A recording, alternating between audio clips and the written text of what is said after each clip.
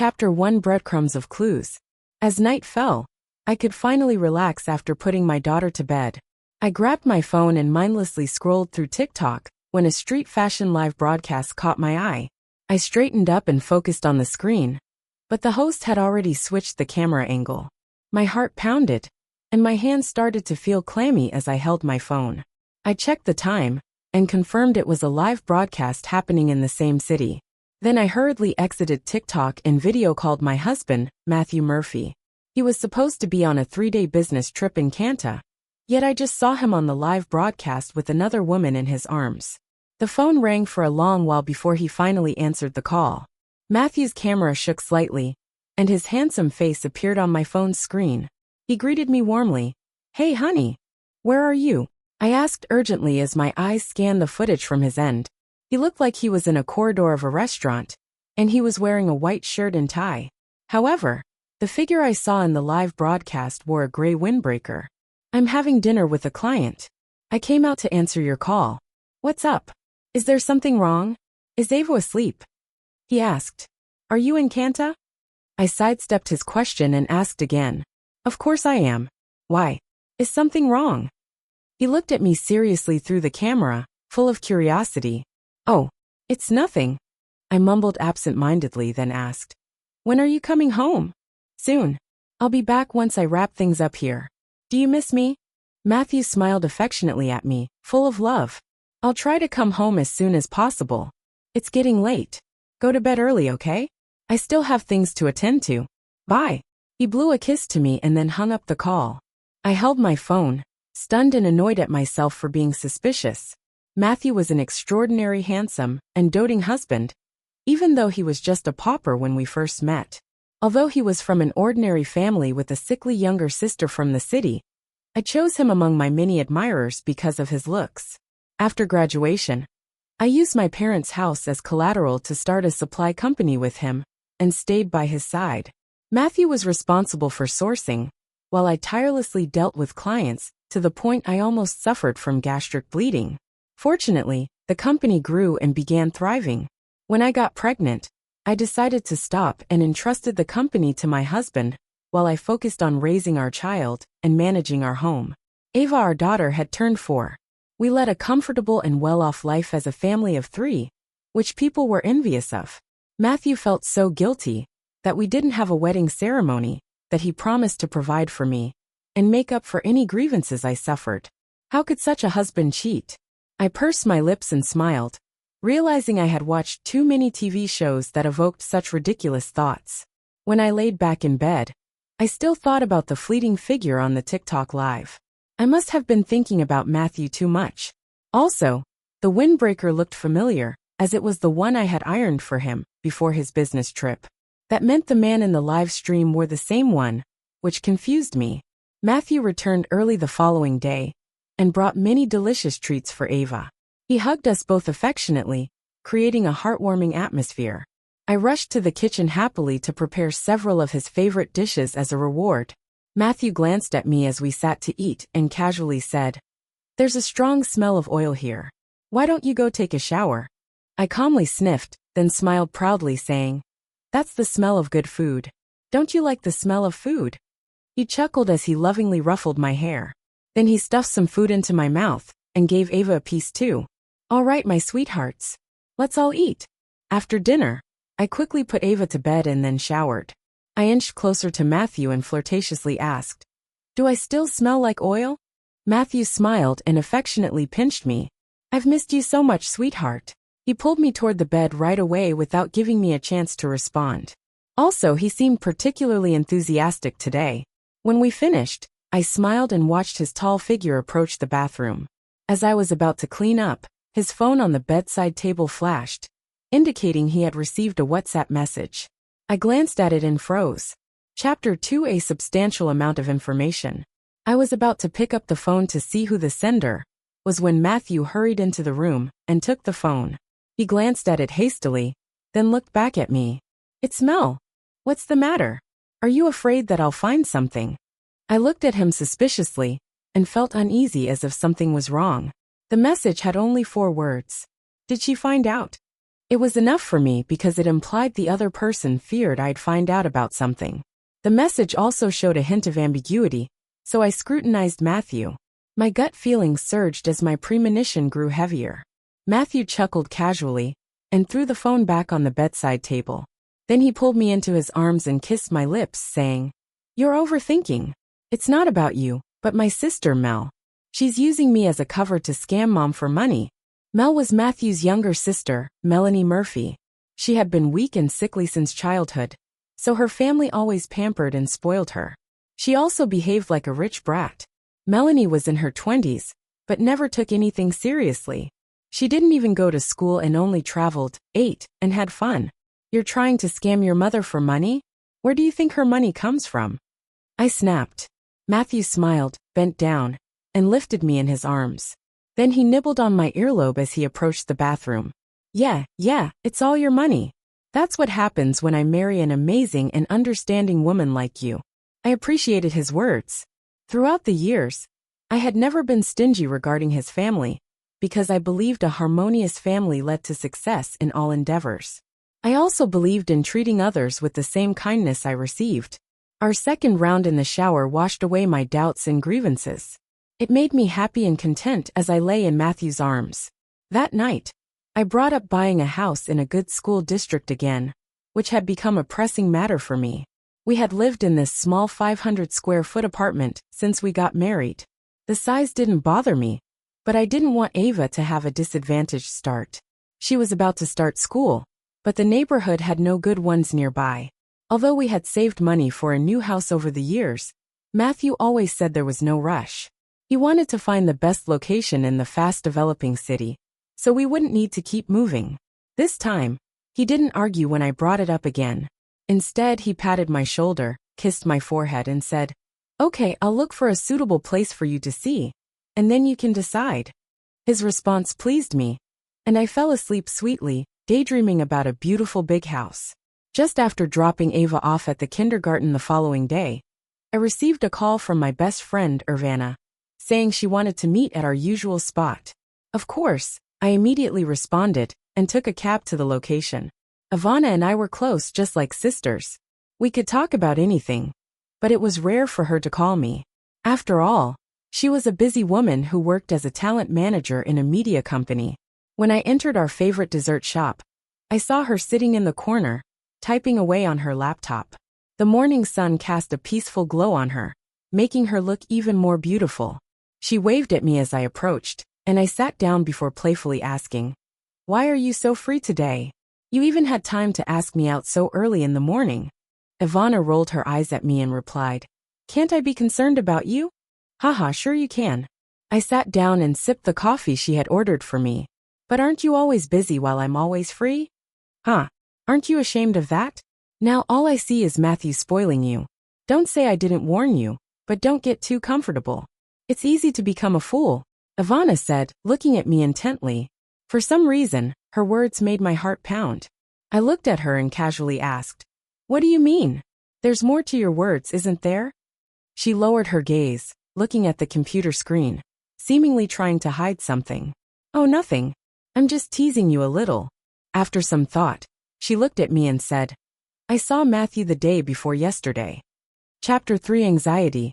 2 days ago? Where? I asked, feeling a little anxious. Ivana noticed my reaction and retorted, "What's with that look? Where did you see him?"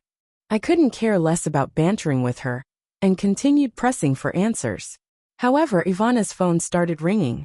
She glanced at the screen, and hushed me before leaning into her chair and answering the call. After a few sentences, she straightened up, glanced at me, and said, "What?" "I'll be right there." Immediately after, she closed her laptop and stuffed it into her bag. "I have to go. Let's meet up again another time." "Wait. You." I had more questions, but she ignored me and left. She said she saw Matthew 2 days ago, but he was supposed to be on his business trip in Kanta then. Where did she see him? Was she at Kanta for a trip as well? I shrunk back into the seat silently. I was helpless, but a strange sense of fear filled my heart. The TikTok video kept playing in my mind, but I wasn't sure if it was Matthew. Was he lying to me? Did he not go to Kanta at all? Is he having an affair? I sat alone in the cafe with my mind in turmoil. Despite the warm sunlight shining on me, I couldn't stop shivering. I wondered what I should do if Matthew had an affair, and what would happen to Ava. I was so absent-minded the whole day that I forgot to pick Ava up. Fortunately, Matthew returned early today. Seeing that I had forgotten to pick Ava up, he quickly comforted me and left for kindergarten. Once he left, I forced myself to get up and started cooking. Before Matthew returned with our daughter, Melanie walked in unexpectedly. She had a key to our place and treated it as her own home. Although I disliked this, Matthew indulged her. When she saw me in the kitchen, she put down her bag and came over. She leaned against the door and asked, "Why are you cooking? Where's my brother?" I was washing the vegetables as I replied, "He went to pick Ava up." "It's already late, and he's only going to pick her up now?" Melanie's tone carried a hint of reproach. She always acted pampered and arrogant, as if she was the boss of the house. Her attitude toward me, her sister-in-law, was also unpredictable. However, I had grown accustomed to her behavior over the years. After all, she was Matthew's sister, and I had no choice but to accept the good and bad of marrying him. "Do we have squid at home? I want some calamari," she asked casually. I gestured toward the fridge. "Look in there. Your brother probably bought some." Just then, Ava's tender voice echoed from the doorway. "Mommy, I'm back. Why did you forget to pick me up today?" She ran up to me, looking at me with her head tilted. Although I felt guilty, I smiled and pinched her nose with my wet hands. "I was busy. I promise I won't forget my baby next time." Matthew came in with our daughter's little backpack and looked at us dotingly. Meanwhile, Melanie approached the doorway and greeted him. "Matt, why are you here?" Matthew asked as he put down his things and removed his coat. Then he entered the kitchen and wrapped his arms around me. The next second, he removed my apron and put it on himself. "I got this, honey. You can go play with Ava." Melanie stared at her brother and sarcastically remarked, "My brother is such a good husband. I want to find someone like him in the future." Matthew snapped, "Leave the kitchen and stop causing trouble. Just wait for the meal to be ready." "I don't want to. I'll help you." Melanie spoke playfully, then squeezed into the kitchen. "I want to experience being a supportive wife." I sighed at her words and thought she was shameless. How could she dream about finding someone like her brother, when she was just a good-for-nothing, who lazed around all day? It'd be a curse for whoever married her. I was already annoyed, but seeing Melanie amplified it. She was a grown woman who constantly pestered her brother. I knew she was only sucking up to Matthew to ask for money again. The Murphys had lived in poor conditions in their earlier years. Matthew's parents worked odd jobs everywhere, while Melanie often fell sick and needed tentative care. Life was challenging for them back then, and Matthew felt helpless. However, Matthew and his family's lives changed drastically when my company kicked off. In a way, Matthew and I supported a big family, especially Melanie. She always asked for money, as if we were supposed to give it to her. She was practically a parasite yet unapologetic, and still dared to be carefree. I was genuinely speechless. I took my daughter's hand and left the kitchen. If Melanie was out of sight, she was out of mind. Just then my phone rang, and when I looked it was Ivana. Chapter 4: The Truth Hurts. I hurried back to the bedroom and answered the call to complain. "You're something else, huh? You left me hanging. Something came up at work, so I was in a rush." Ivana sounded tired. "I just finished settling it. That's why I'm calling you now. Why are you complaining? Do you think my life is as easy as yours?" I hesitated to reply but couldn't hold back and asked her. You mentioned seeing Matthew 2 days ago. Where was he? What time was it?" This question had been bugging me all day. Ivana paused on the other end before she answered calmly. "Honestly, I forgot the exact location. It was just a fleeting glimpse while I was driving." Oh, for some reason, her answer left me a bit disappointed. Although my heart dropped, I unclenched my fists and realized my palms were cold and sweaty. I chuckled and wondered whether or not I wanted to prove Matthew was having an affair.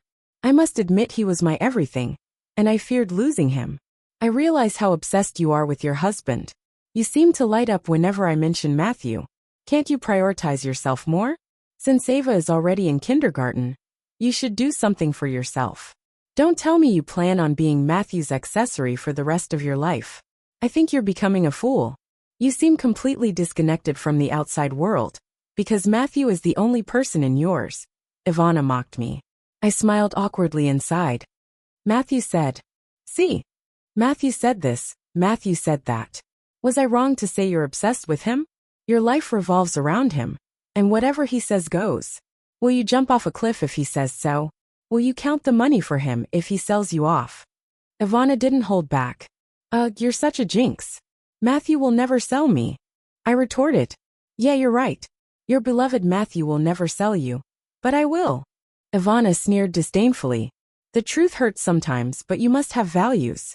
Your life shouldn't revolve around being a housewife and doing chores. That's not love. That's being a fool.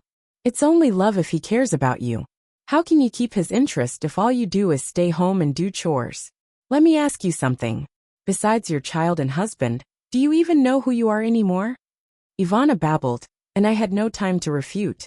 She noticed my silence and softened her tone.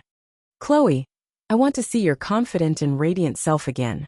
You used to be a top student, my superstar. I just think it's a shame to see you wasting your time, slaving away at home like this. Enough. This is like giving me a pat on the back after slapping me. I don't know who got on your nerves, but you've decided to vent it on me. We both laughed when I said that. Still, I knew Ivana always spoke her mind, although she had mentioned similar things before. Hearing them again today felt different. I didn't know why I felt flustered, and wondered if Ivana was trying to imply something. Just then, Matthew knocked on the door and walked in with a gentle smile. Honey, it's time to eat. Ivana heard his voice from the other end of the call and said, All right, go have your dinner. Then she lowered her voice and advised, Consider what I said. Take my words to heart. And don't get blinded by the shining things before you. With that she hung up. Matthew pulled me into his arms and kissed me. Who was it? Ivana. What did she say?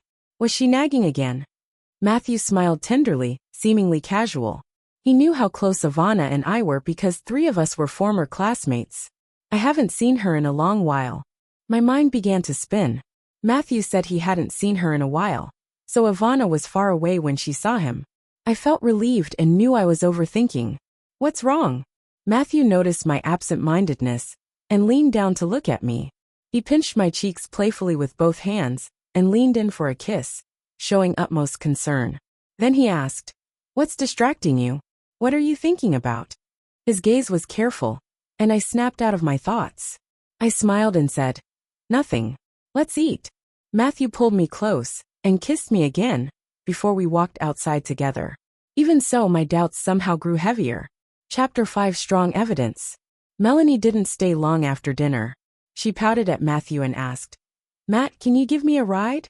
I rolled my eyes at her and glanced her way, but she feigned ignorance as she clung to Matthew's arm, acting like a spoiled brat. Matthew looked at me with a helpless smile, but since I didn't respond, he awkwardly said, Wait a while. I'll help Chloe with the dishes, and then take you out. I was honestly sick of Melanie's behavior, and didn't want to see her for another minute, so I waved Matthew away. You go ahead and take her where she wants to go. I can handle the dishes myself. Daddy, where are you going? I want to go too. Ava called out, standing up from her chair, as she extended her little hands for Matthew to pick her up. Matthew lifted Ava and pecked her cheek, saying, Daddy will be home soon. Be good and play with Mommy, okay? What's the point of you coming along, kid? Melanie questioned. She had no patience for Ava. I took Ava from Matthew. Sweetheart, Daddy is sending your aunt off and will be home soon. Can you stay here with Mommy? Ava looked at me with her big, watery eyes before nodding. Then she hugged my neck and turned to look at Matthew. Okay, come home quickly, Daddy. Matthew leaned in to kiss Ava again and nodded. Okay. He then took the car keys and left to drop Melanie off. Melanie held onto her brother's arm, glancing back at me with a smug and mysterious smile, but I couldn't be bothered. Matthew returned late that night, but I didn't ask much. Since he was a dutiful son, I assumed he chatted with his parents before coming home. He woke up early the following day and said he had an important meeting at 9 in the morning. He also took Ava with him and dropped her off at kindergarten to save me the trouble. Matthew was always considerate about every detail, leaving me nothing to complain about. It was just as Ivana said. He had spoiled me so much that I grew accustomed to it. He was the ideal husband, even to others. I looked at the clothes he had changed out of, and tidied them up since the laundry was piling up. I checked the pockets before taking them downstairs to send them off to the dry cleaner. Still, I didn't expect to find something in one of the pockets. I was shocked and horrified by what I held. It provided undeniable evidence for all my doubts and worries. It was a packaged condom. After giving birth to Ava, I had an IUD inserted, so we had no reason to have such a thing. I threw the disgusting thing away, and my heart shattered. I knew he was cheating on me. After years of hard work and struggles, he betrayed my trust. Just as we finally enjoyed some good days, he dared to lie to me. I felt helpless as I knelt on the floor and held my head. Images of him and another woman swirled in my mind, adding to my heartache. I had given him all my youth and love. I had given everything to him and this family, yet he treated me like dirt. After my initial shock, I mumbled to myself repeatedly, "Chloe, calm down. You can't afford to lose everything you've worked so hard for." I needed to give myself a clear and definitive answer. Once I recollected my emotions, I clenched my fists and told myself not to give up. After taking a deep breath, I washed up and took a cab to the company building. Chapter 6. Another Mrs. Murphy. I had only visited Tandem Corporation once when they first relocated to Gaylor Tower. Matthew took me there, and we rented an entire floor, which gave me a sense of accomplishment. That day, he held me as we stood by the floor-to-ceiling window in his office, and said affectionately, "Thank you for helping me and changing my life. Believe me, my love, it won't be long before I give this building to you." I chuckled at his words. Now he was about to tear it all apart. When I entered the building, the young and attractive receptionist asked me which floor I was going to, and who I was looking for. When I mentioned Matthew's name, she gave me a quick once-over and said with a smile, "I'm sorry, madam. Mr. Murphy is not in. He went out with his wife." My head buzzed when I heard that. Although I had mentally prepared myself for it, her answer still shocked me. I tightened my grip around my handbag, but my voice turned somewhat sharp despite my efforts to control my emotions. "What did you say? Are you sure?" She looked at me in puzzlement and replied, "Why, yes. You asked for Mr. Matthew Murphy of Tandem Corporation from the 10th floor, right? He left early this morning with his wife." Her certainty sent shivers down my spine. I felt tempted to ask who Matthew's wife was. If another woman was his wife, who am I? However, I held myself back and clenched my teeth. Then I turned and left Gaylor Tower. I wanted to leave with dignity, and hoped the receptionist had made a mistake. That way, Matthew's pride would be intact as well. Ultimately, I called Johnson Link from Tandem Corporation's marketing department to reconfirm what I just heard. My hands shook, but I calmed myself before asking, "Hey John, is Matthew done with his meeting? I've been trying to call him, but he's not picking up." I'm starting to get a little worried. Johnson was one of the high-ranking executives at Tandem Corporation, so he would know if there was a meeting. Upon hearing my question, he seemed a little puzzled. "Meeting? There's no meeting today, Mrs. Murphy. Mr. Murphy is out." "Oh," was all I managed to say before hanging up. At that moment, a sense of powerlessness washed over me. My tense nerves collapsed, and I felt my knees buckle. It was like all my energy had dissipated, leaving me drained. My hand that held the phone shook uncontrollably. I couldn't even muster the courage to call Matthew and ask where he was. Was there even a need to ask? Even if I did, he would just lie to me again. I no longer knew how to trust anything he would say. He shamelessly paraded around Gaylor Tower with another woman, making everyone believe the other woman was his wife. That woman could freely enter and exit, step into the company I had built independently, and enjoy privileges that should have been mine. I felt lost as I stood on the street among the crowd, and he was nowhere in sight. He resembled sand slipping through my fingers. The more I tried to grasp him, the faster he slipped away. After thinking things through, I found out who this Mrs. Murphy really was. With that idea in mind, I gathered the strength to move my trembling legs and hailed a cab. Once I reached home, I went to the nearby market and bought many of Matthew's favorite dishes. I even picked out some pineapples that Ava loved. I was going to wait for him to come home. As I busied myself with chores, I thought about my next step. I always thought time passed too quickly, But this time was different as it seemed to drag on endlessly. When evening arrived, I gathered my courage to call Matthew and ask where he was before telling him to pick Ava up. He readily agreed. Chapter 7 Looking for Evidence. I had almost finished preparing the food when Matthew returned with our daughter. Ava ran in, exclaiming in her sweet and childish voice, "Mommy, I'm back. Daddy picked me up." Her adorable voice brought tears to my eyes, but I suppressed my emotions. "I got you some pineapples. They're your favorite, right?" "Oh, Mommy, you're the best. I can't wait to eat them." She ran out and headed to Matthew saying, "Daddy, I want to eat pineapples. You can have a small piece for now. You can have more after dinner, okay?" Matthew washed his hands and took a small piece to hand to our eager little girl. Then he squeezed into the tiny kitchen and hugged me from behind. "Why did you make so much food?" I felt terrible because this once happy family of 3 was now on the verge of collapsing. "You just came back from a business trip. You must be tired." I forced a smile and asked, "Were you busy today?" He hummed a reply, and my heart immediately sank. I playfully nudged him with my elbow, "Set the table and get ready for dinner." His intimate attempts made me sick. I wondered if he thought of the other woman whenever he held me. When I finished cooking, I smiled and asked, "Do you want a drink? It's been a while, and I want a glass of wine." Matthew looked at me questioningly. "Why do you suddenly want to drink?" "No reason. Are you still going out?" I asked as I turned to get the wine. "Since I made so many dishes, we need to celebrate." I felt my heart shattering into a million pieces as I spoke. I knew Matthew couldn't handle alcohol well, so I poured him a little to avoid arousing suspicion.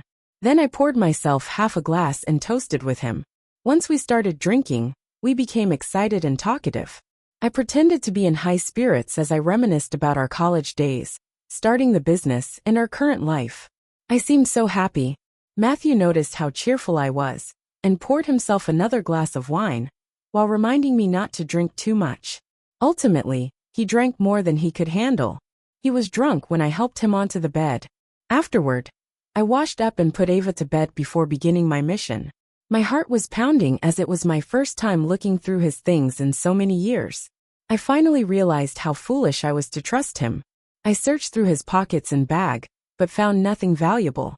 Finally, I found his phone, but it had a fingerprint lock. I quietly approached him, trying to grab his hand, but he suddenly turned and caught me, staring at me with unfocused eyes. My heart was about to jump out of my chest. "I need water," he slurred at me. I ran out to pour him a glass of water and fed it to him. Then he collapsed back onto the bed, fast asleep. I unlocked and looked through his phone, but found no suspicious names in the call history. I recognized most of them, and it seemed like very few were female, so I ruled them out. Then I checked his WhatsApp only to realize he hadn't been messaging many people. I opened the conversation of the first contact and saw the message from the day he returned. Did she find out? It was just those 4 words with no additional information. It didn't seem like Matthew hadn't deleted anything either. I clicked on the woman's profile picture and wanted to see her posts, but there were none. I couldn't find any clues about who the sender was. It seemed like this person was cautious. Matthew told me it was Melanie, but I needed to verify it. His photo albums included pictures of Ava and me and 2 of Melanie. Besides that, his phone was clean. I even scanned the phone with an app, but nothing suspicious was there too. I tossed and turned that night, wondering how there could be no traces. I figured the woman wasn't someone from the company or the building. Otherwise, the receptionist wouldn't have called her Mrs. Murphy. I wondered who that other woman was, or if I'd ever interacted with her. Chapter 8 Unexpected Company. I forced myself out of bed the following day. The dark circles around my eyes were horrible, and Matthew noticed them. He asked in surprise. The following day, I forced myself out of bed. My dark circles were horrible. Matthew saw my haggard face and asked in surprise, "Are you sick, Coco? Why do you look so pale?" "You kept me up all night," I retorted, not in the mood for pleasantries. He was stunned, but hugged me with a shy grin. "No more drinking for you. Exercise is better instead since it helps with sleep." I didn't know why, but my stomach churned when I heard his words. I rushed to the bathroom, vomiting and crying. Matthew rushed in behind me and patted my back. "What's wrong with you? Maybe I should take you to the hospital." I pushed him away and lied. It's nothing. I just didn't sleep well. You should take Ava to kindergarten. I'll be fine once I rest a bit more. He lifted and laid me back on the bed, pulling the blanket over me. Then get some sleep while I send Ava to school. If you don't feel well, just call me, okay? I nodded and listened to my husband and daughter's chatter get softer as they left. Finally, they closed the door behind them, and I left the bed to run to the window. I watched Matthew enter the car with my excited daughter. I didn't look away until Matthew drove out of the gated community. My eyes teared up as I wondered if only everything could return to how it was before. Afterward, I changed into my jeans and t-shirt and tied my hair into a ponytail before slipping on a cap. Then I went to the cafe across from Gaylor Tower and found the most strategic spot facing the entrance. I knew it was foolish, but I thought it was the most efficient way. However, I returned home empty-handed for 3 consecutive days. I couldn't even see Matthew because I overlooked one crucial detail. He often used the underground parking, which had a direct passage to the lobby. I only realized this on the 4th day. Just as I thought I was at a loss, I saw Matthew hurrying out of the building with his phone. He seemed to be talking on the phone as he headed toward Crown Square. My heart raced as I got up and followed him from a distance. It was not lunchtime, and he didn't leave in his car, so I knew he wasn't going far. He crossed the road at an intersection ahead and entered a cafe with quaint decorations and an elegant environment. It was the perfect palace for elites in the surrounding commercial district to hang out and discuss business here. I guess Matthew was meeting someone there and glanced at the floor-to-ceiling windows, wondering if I should follow him inside.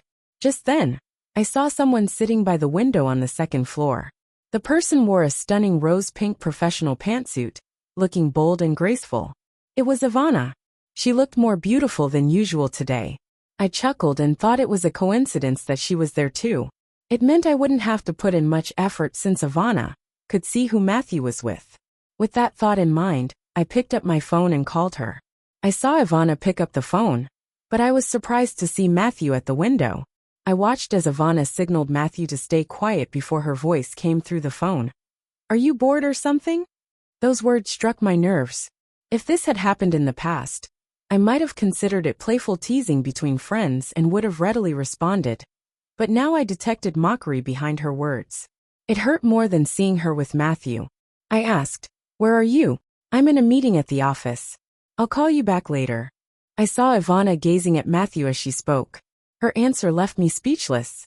After all, I never expected my best friend to do this to me.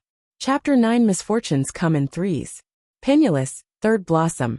I smiled bitterly, replied, "Okay," and then hung up. Ivana had become a conniving woman in my eyes. She had pretended to be sincere in advising me to reflect on my values, but now she mocked me in front of my husband.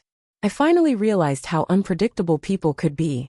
No wonder she tried to probe me by claiming to have seen Matthew. It became evident that it was because of her guilty conscience. Matthew had said it had been long since he saw Ivana. I felt heartbroken that he had deceived me like that. I invested myself in Ivana and Matthew in this unfamiliar city, and they betrayed me. I didn't know who to trust anymore. I kept staring at the window before calling Matthew. As I suspected, his response matched Ivana's. I was outraged and rushed to the cafe, but my phone rang as I entered. I received a call from the kindergarten teacher, saying that Ava had fallen off the slide and got sent to the hospital. The news terrified me, and I quickly hailed a cab to the hospital. On the way, I called Matthew to inform him about Ava's accident. He and I arrived at the Kinnean Hospital almost simultaneously. We found Ava crying in the emergency room with a scrape on her forehead. The doctor told us she had a minor concussion as she vomited after the fall. They also suggested keeping her in the hospital after the observation.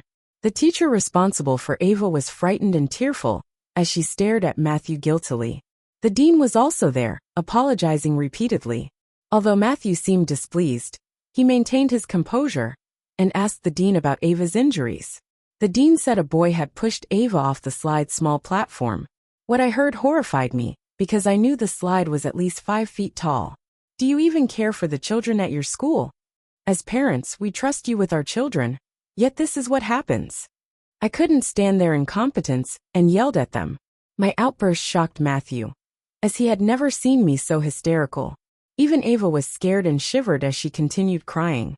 Matthew comforted me while the dean guiltily handled the hospital administration procedures and arranged a hospital room for Ava.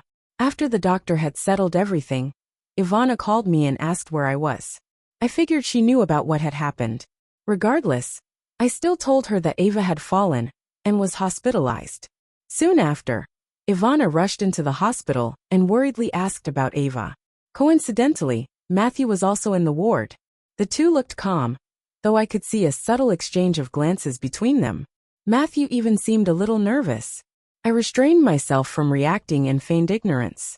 Then I asked Ivana, "You're done with your meeting already?" "Yeah.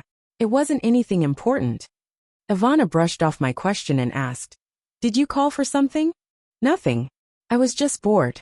Matthew said he hadn't seen you in a while, so I considered inviting you for lunch," I said, watching her closely. She glanced at me and calmly replied, "Gosh, if you want to eat, wait until Ava is fine. I'll treat your whole family to a big meal." Then she caressed Ava's head and asked, "Is that okay, Ava? I'll buy you whatever you want when you're better." Ava blinked and nodded with a pouty expression. Her head had swelled from the fall, and I felt terrible for her. I instinctively brushed Ivana's hand away, angry at her attempt to secure her position as the stepmother. Was she already planning to take my place? I didn't even consider giving her that opportunity. Ivana sensed my distant attitude and looked surprised, asking softly, "Is there something wrong?" Chapter 10: A Shocking Thought. Before I could answer, Matthew explained, "She's not feeling well." He touched my shoulder gently and said, "Don't worry, honey. The doctor said it wasn't serious. We can go home once Ava's past the observation period." Home. That word was a trigger for me. I got up and pushed Matthew away, before running out of the ward sobbing. The cracks in this family were already showing, and I knew it might shatter at any moment. Now, Ava's future stepmother was here flaunting around me. Ivana followed me as I rushed out, and Ava started crying again. "Coco, what's wrong with you? Don't scare Ava like that." Ivana grabbed my arm, trying to console me. "Hold it in for a while. The kid is more important." "Hold it in? How can I?" I roared and glared at Ivana. I realized I had lost control and tried to collect myself, but I was trembling. My mouth twitched as I said, "You should go back. We're fine. Since you're so busy, you don't have to delay your work for us." Afterward, I brushed past her and returned to the ward, wiping my tears. As soon as I entered, I saw Matthew comforting Ava. I went over and pulled him away with tears streaming down my face. Matthew looked at me dumbfoundedly and said, "Don't be too worried, okay? You scared Ava." Then Ivana finally entered the room, not knowing what to do. She smacked her lips a few times, and the atmosphere became awkward. "Chloe, I'll leave. Don't get too worked up over it. Call if you need me," Ivana said awkwardly before turning to my daughter. "Ava, I'm leaving now. Get well soon. Then I'll buy you some yummy food." I wiped my tears and turned to look at Matthew. "Didn't you say you haven't seen Ivana in a long time? Go send her off." Matthew's eyes narrowed for a moment. Then he grinned. "Sure. Don't cry anymore, okay?" He escorted Ivana out of the ward, and I overheard Ivana saying, "No need to walk me out. Go and take care of Ava. I'll drop by again if I have time." I heard her footsteps fading as Matthew returned to my side, asking, "Honey, what's wrong? Do you not know what's wrong?" I looked at him with reddened eyes, and Ava started crying again. I quickly leaned down and kissed her cheek, saying, "Be good. Don't cry. Mommy's here." Then I started crying too. Mommy would always be here forever. But what about Daddy? If we got divorced, what would happen to you, Ava? I was shocked that such thoughts even crossed my mind. I was restless the whole afternoon, as people from the kindergarten visited. Even the boys' parents came and went. It kept going until late at night, and I felt overwhelmed. Ava finally fell asleep, and I stayed beside her. The doctor said she shouldn't make any sudden movements. Matthew was in the corridor making phone calls while I sat silently by the bedside, looking at my sleeping daughter. My heart was in turmoil, and Matthew knew something was wrong, so he stayed with me as a precaution. He didn't leave the hospital that night, and I didn't intend to let him either. I felt a rush of conflicting emotions as I looked at him lying on the side of the bed. I would have urged him to go home, and rest if I hadn't discovered he was cheating on me. After all, he still had to work. However, my thoughts had changed. Matthew was responsible for Ava and had to take care of her. If he no longer loved me, he had to love our daughter. After staying in the hospital for 3 days, the doctor finally discharged Ava. Matthew said we should let Ava rest for a few more days when we returned home. Since he had taken a few days off, he had to return to the company immediately.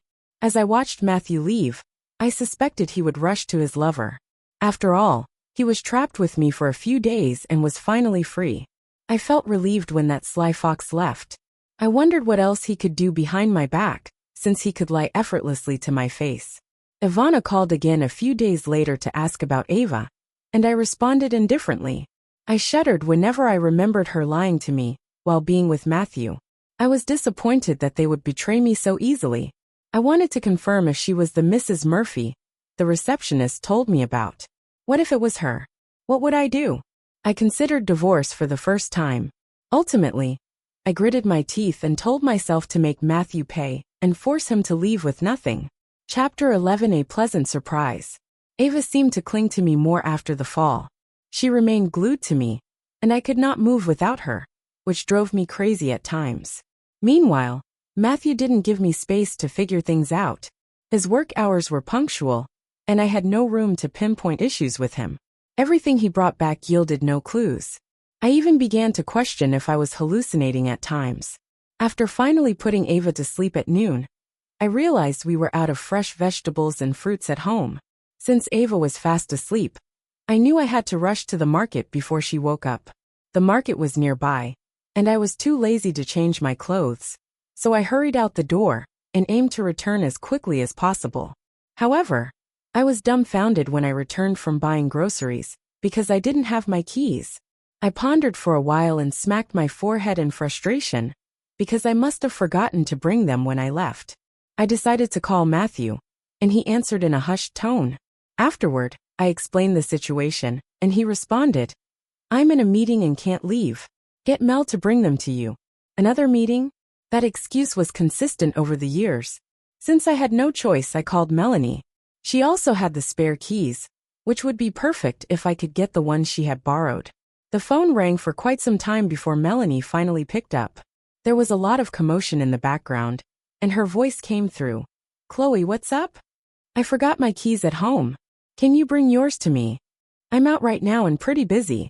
"I can't do it," Melanie responded swiftly, and then she shouted to someone nearby. "Hey, wait a moment. Where are you?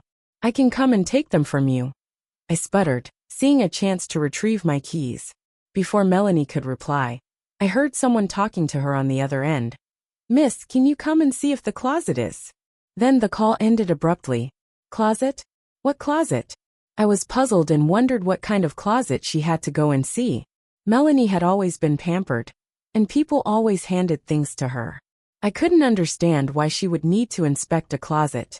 I grumbled. She must be up to no good again. She always lazes around, and is only happy whenever she receives money. With the heavy bags of groceries in my hand, I couldn't help but sigh as I leaned against the door helplessly. I feared Ava might wake up and get scared if she couldn't find me. Ultimately, I decided to go to the company building.